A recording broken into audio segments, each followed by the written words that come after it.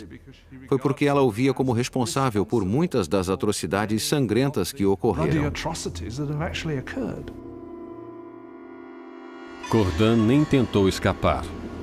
E durante seu julgamento, não demonstrou arrependimento.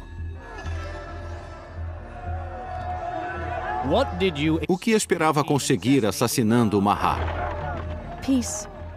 Paz.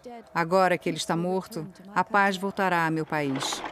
Charlotte Cordan rapidamente foi executada, e seu sonho de paz morreu juntamente com ela.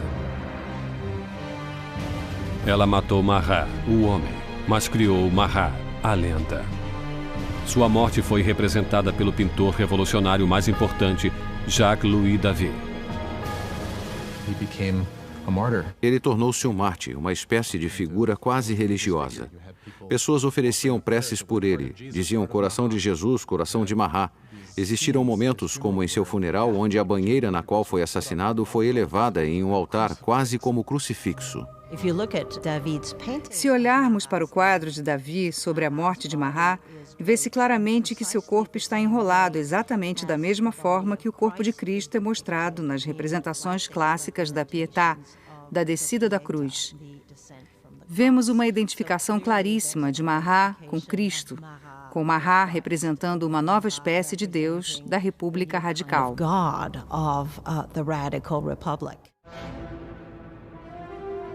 Robespierre inveja a adoração dedicada a Mahat.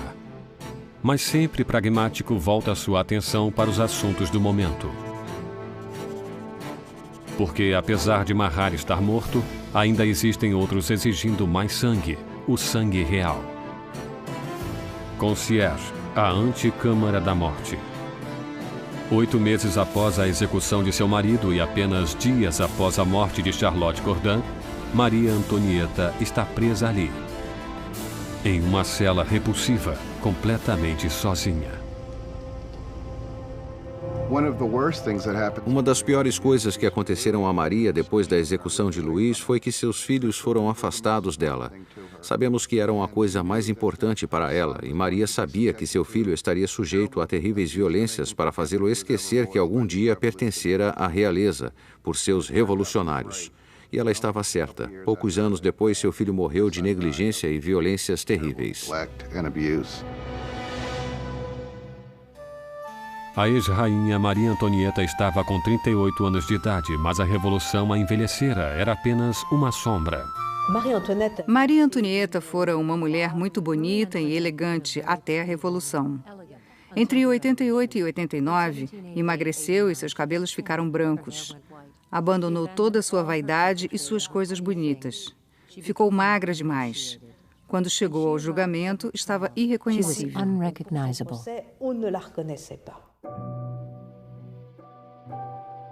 Em 15 de outubro, Maria é julgada, acusada de alta traição e de acabar com o Tesouro Nacional. As poucas evidências apresentadas eram suplantadas pelos rumores. Uma acusação final foi acrescentada à lista. Ela foi acusada de incesto com seu filho. Disso, Maria levantou-se para defender-se. Apelo à consciência e sentimentos de todas as mães presentes para declarar se não existe uma só entre vós que não estremeça ouvindo tais horrores. E naquele momento houve uma mudança na corte, porque todas as mulheres sentiam que estavam implicadas e perceberam que foram longe demais em suas acusações. Com uma elevação da simpatia pública, Maria esperava ser deportada para a Áustria, mas suas esperanças desapareceram quando sua sentença foi declarada. Deveria ter o mesmo destino de seu marido. Maria Antonieta estava triste desde o princípio. Ela era o símbolo da aliança austríaca que provara ser desastrosa para a França. Juntamente com o marido, foi motivo de riso devido ao aparente fracasso de seu casamento. E ela era o símbolo da cultura da corte, em uma época em que o povo passava a ver essa cultura como algo completamente corrupto e terrível para o país. Portanto, por todos esses motivos, ela foi odiada como nenhuma outra rainha da França o fora antes. Era desprezada, vilipendiada. De sua cela, Maria escreve uma carta final despedindo-se de seus filhos e de sua família, prometendo ser corajosa. Seus longos cabelos grisalhos foram cortados, preparando-a para a lâmina.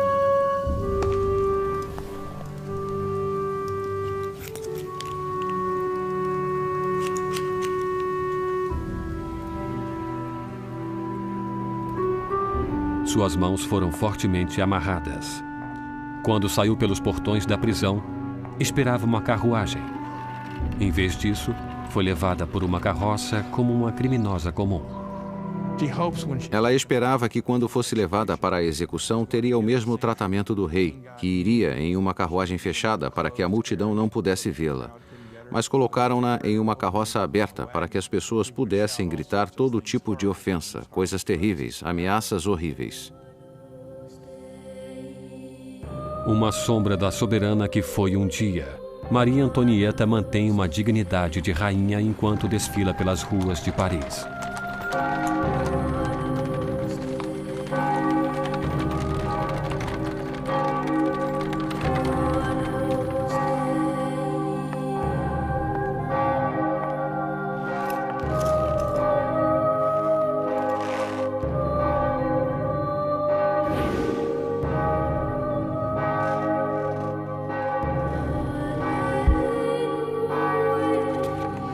São lidos seu nome e acusações contra ela.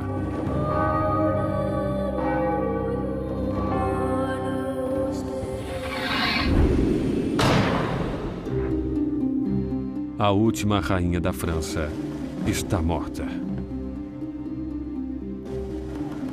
Vários dias depois, seguiram-se mais execuções. Os membros da Convenção Nacional perceberam o exagero de mortes. Já perdiam colegas um após o outro para a guilhotina. A revolução parecia Saturno devorando seus próprios filhos. Danton diz: A revolução, meus amigos, não é feita com rosas.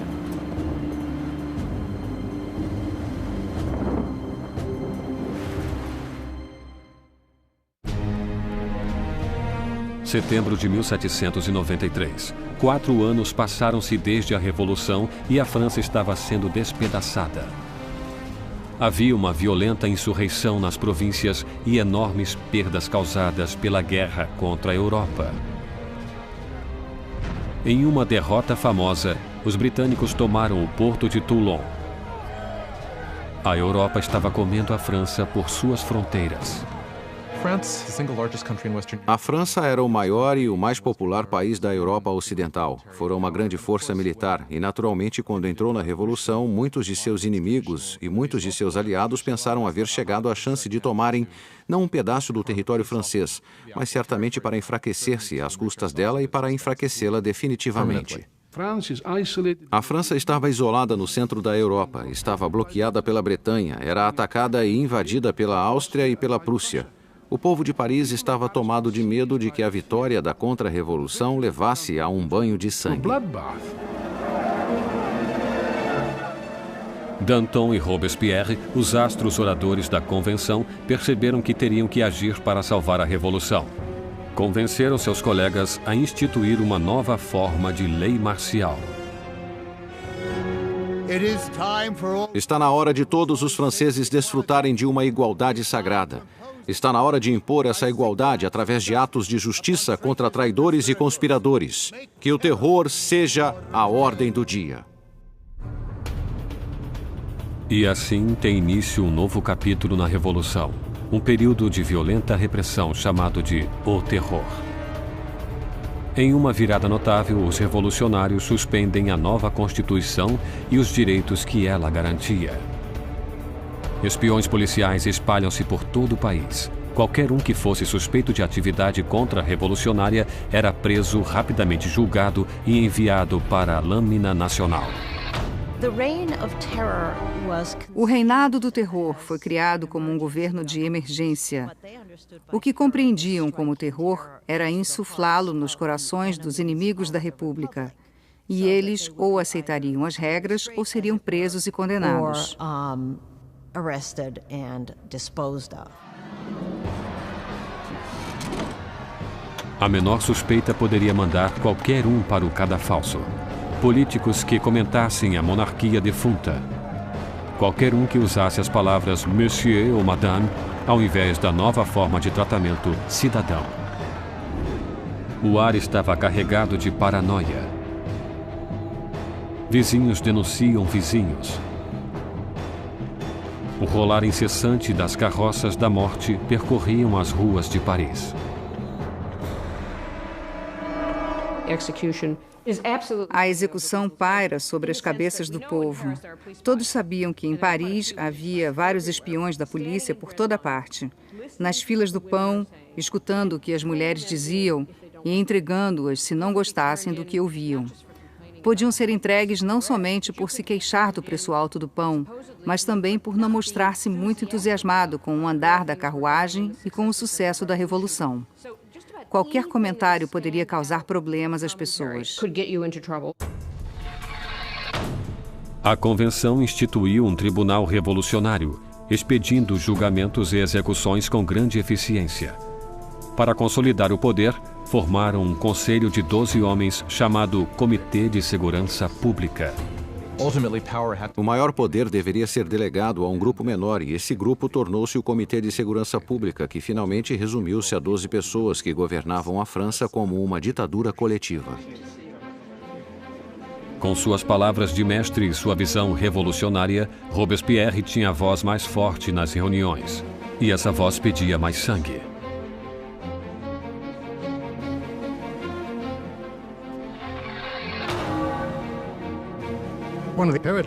Uma das incongruências da vida política de Robespierre era que inicialmente ele era um oponente apaixonado da pena de morte, e naturalmente isso voltou-se contra ele quando mais tarde tornou-se igualmente ferrenho a favor do terror e da guilhotina. Ele jamais explicou-se claramente, exceto para dizer: os tempos mudaram. A revolução endurecera Robespierre. Inicialmente apoiando fervorosamente uma imprensa livre, agora instaurava a censura, um vestígio do antigo regime.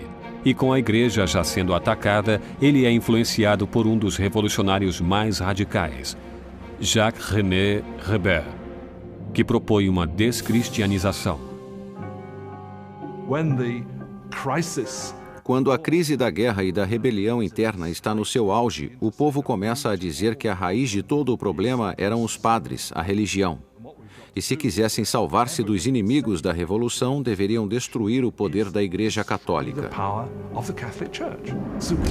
Superstição, fanatismo, é disso que a religião se trata e, consequentemente, acabar com isso. Ruas que tinham nomes de santos foram rebatizadas. Ícones religiosos foram destruídos e substituídos por tributos ao novo São Marat. A igreja passou a ser o inimigo dos revolucionários radicais. Altares eram arrancados das igrejas e catedrais, o vidro era quebrado, as estátuas destroçadas. A riqueza da igreja simplesmente desaparecia. Para a opinião europeia, isso era ainda mais chocante do que a morte do rei. Nem mesmo o calendário cristão foi poupado. Os anos já não eram marcados a partir do nascimento de Cristo, mas de setembro de 1792, a queda da monarquia. Agora era o ano 1. Os meses receberam nomes de acordo com as estações. Julho tornou-se Thermidor, abril Floreal.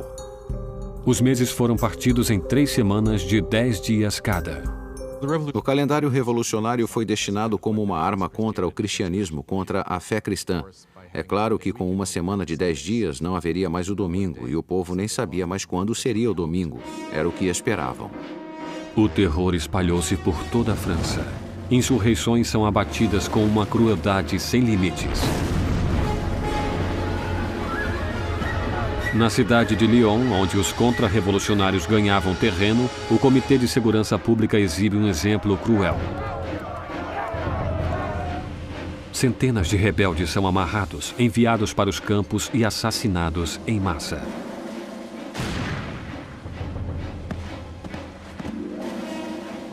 Uma região chamada Vendéia, no oeste da França, também tornara-se um ponto de contra-revolução. Rebeldes e padres foram amarrados juntos e colocados em barcos que eram afundados sem piedade.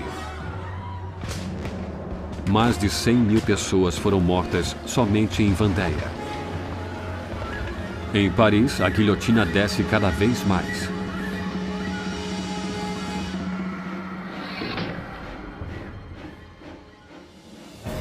Os exércitos franceses finalmente conseguem vitórias nas fronteiras. Sob as ordens de um brilhante comandante, Napoleão Bonaparte, o exército francês faz com que a Marinha Britânica realize uma retirada desmoralizante em Toulon. A revolução está em seu auge. Robespierre está em seu mais alto poder. Dominar a todos os inimigos da revolução e alcançar o sucesso através do terror. Durante um tempo, o terror foi um meio eficiente de reunir o país, o governo e lutar uma guerra com várias frentes. No leste, no norte e por toda parte. Lutando contra uma guerra civil em Vendéia, a mais sangrenta de todas. E também a guerra civil contra os girondinos e contra todos os revolucionários que se voltassem contra Paris. O terror atingiu sua meta, mas não parou. E não pararia, até devorar o homem que o criara, Maximilien Robespierre.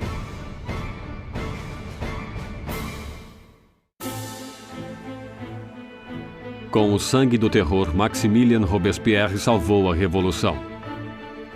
Um exército revigorado repele os ataques na fronteira e os conflitos internos terminaram. No ponto mais alto de seu sucesso, Robespierre sonha com uma meta ainda maior: usar mais terror para moldar um novo tipo de sociedade. Uma república da virtude. Por virtude, ele entende virtude cívica, que é um ponto pacífico para Robespierre. Por exemplo, não se pode ser um cidadão virtuoso simplesmente obedecendo à lei e baixando a cabeça. É preciso estar ativamente envolvido no trabalho do Estado. E isso incluía para Robespierre a destruição de seus inimigos do Estado. Em 5 de fevereiro de 1794, Robespierre fez um discurso explicando sua filosofia. Terror sem virtude é desastroso, mas a virtude sem terror é inútil. Ele associava o terror com a virtude. O terror, naquele momento, tornava-se em seu pensamento um instrumento pelo qual poderia criar a virtude. Mas outros discordavam. Para Danton, a revolução tomava o caminho errado. Ele e seus seguidores, os dantonistas, acreditavam que era hora de parar com o terror, servir a seu propósito e corria o perigo de alimentar os revolucionários com seu próprio fogo. Na primavera de 1794, as coisas começavam a melhorar. A situação do alimento não era tão ruim e o esforço para a guerra melhorava. Danton dizia basicamente que era preciso tomar um caminho novo para o governo, que precisavam chegar a um tipo de normalização. Robespierre acreditava que ainda era cedo. Danton começaria a organizar um grupo para discutir que deveriam terminar com o terror. Robespierre vê isso como uma ameaça direta ao governo, não como uma diferença de opinião sobre a direção de uma política, e sim como uma traição em potencial. E na República de Virtude de Robespierre, só existia uma resposta para a traição. Os dantonistas são presos e rapidamente sentenciados à morte. Robespierre mandou milhares de pessoas para o cadafalso, mas não está tranquilo com aquelas execuções sangrentas. Não atende os pedidos dos seus antigos amigos e aliados. Quando se encaminha para a lâmina, Danton grita: Meu único arrependimento é ir antes daquele rato, Robespierre.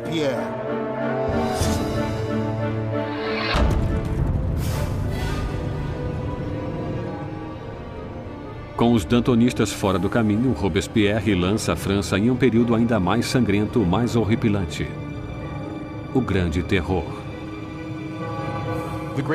O Grande Terror foi o nome dado à última fase do terror na primavera e no verão de 1794.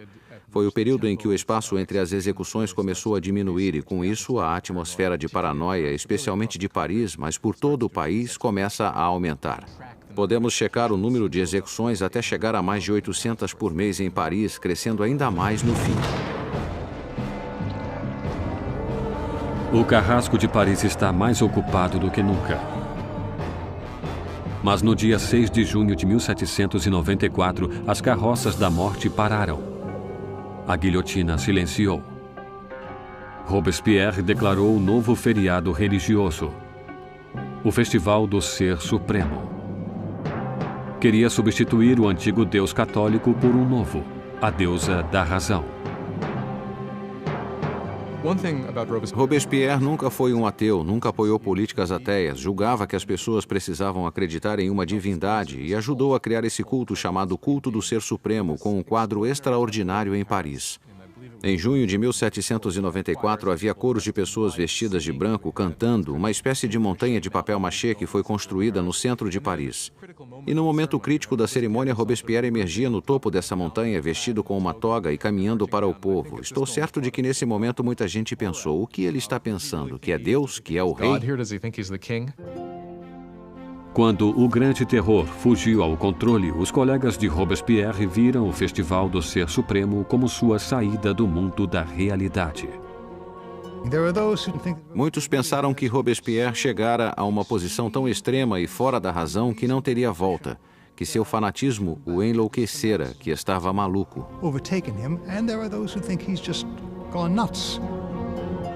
Mais uma vez, as suspeitas de Robespierre voltaram-se para aqueles mais perto dele. Em 27 de junho, agora 9 do Termidor, ele apareceu na convenção e fez um discurso cheio de ameaças. Seria seu último discurso. Robespierre cometeu um erro tático. Anunciou que tinha uma nova lista de inimigos, mas não a entregou. Portanto, todos tiveram medo de estar nela. E quando voltou no dia seguinte para entregar a lista, foi preso antes que pudesse falar. Um coro inesperado de vozes gritava fora Robespierre. Ele ficou chocado e em silêncio. Os representantes declararam-no um inimigo e removeram-no da convenção. Robespierre e vários de seus associados foram levados para a prefeitura, onde foram vigiados a noite inteira. Pela manhã, ouviram-se gritos. Os guardas correram para o segundo andar. Abriram a porta e viram uma cena inesperada. Um dos seguidores de Robespierre atirara-se pela janela. Outro atirara na própria cabeça. E Robespierre é encontrado semiconsciente com um ferimento de bala no rosto, sua mandíbula partida por uma aparente tentativa de suicídio.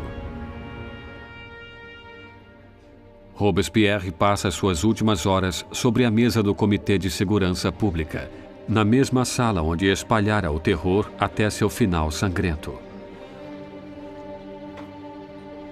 Enquanto é ridicularizado e insultado por seus antigos colegas, Robespierre não pode responder. O grande mestre da oratória fora silenciado. Na concierge, onde a última rainha da França o precedera, Robespierre foi preparado para a navalha nacional. Seu companheiro de cela, o revolucionário Saint-Just, apontou para um quadro dos direitos do homem e disse: "Pelo menos fizemos aquilo." Robespierre dominara uma revolução e mudara a face da França. Reordenara a sociedade e dirigira um sistema sangrento e tirânico para garantir seu sucesso. Mas estava destinado a ser uma de suas últimas vítimas. O caso é que havia muito entusiasmo para terminar o terror, mas ninguém sabia como fazê-lo. E o mais surpreendente de tudo é que, no final, a única maneira de acabar com o terror seria com a queda de Robespierre.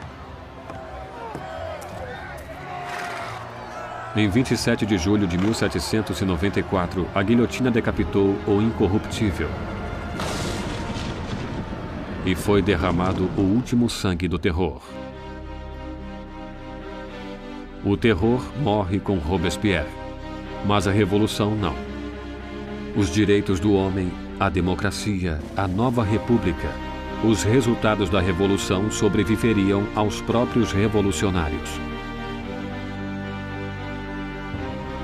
A França entraria em um período de incertezas, congelada entre o medo de outro terror, ou pior ainda, um retorno à opressiva monarquia que o precedera.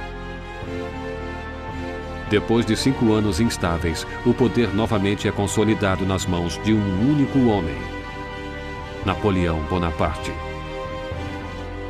Os historiadores discordam sobre o fim da Revolução. Alguns acreditam que ela morreu com a ascensão de Napoleão. Outros afirmam que a Revolução viveu até o século XIX e mais ainda. A Revolução foi o primeiro modelo definitivo em que um povo tomou seu destino com suas próprias mãos. A ideia, os antigos súditos, os que estavam em melhor posição, ou a monarquia mais gloriosa da Europa pudesse definitivamente reviver sua história, foi algo com resultados incríveis. A Revolução destruiu a parte fútil da Europa e mudou para sempre o curso da civilização ocidental.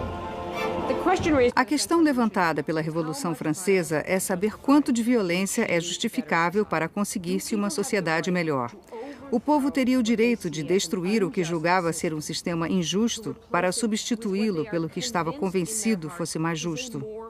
Quanto de violência é justificável para esse fim? Ainda temos que pensar no assunto. Enquanto Robespierre e seus companheiros dirigiam seu país para o futuro, muitos deles devem ter imaginado qual seria o resultado final. Mais de 200 anos depois do nascimento da República Francesa, o fantasma de Robespierre ainda persegue revoluções da Rússia ao Vietnã, da China à América Latina. A experiência francesa com a democracia inspirou modelos por todo o mundo. Onde existe tirania, o grito por justiça é eterno. Pela liberdade, igualdade, fraternidade. Pela revolução.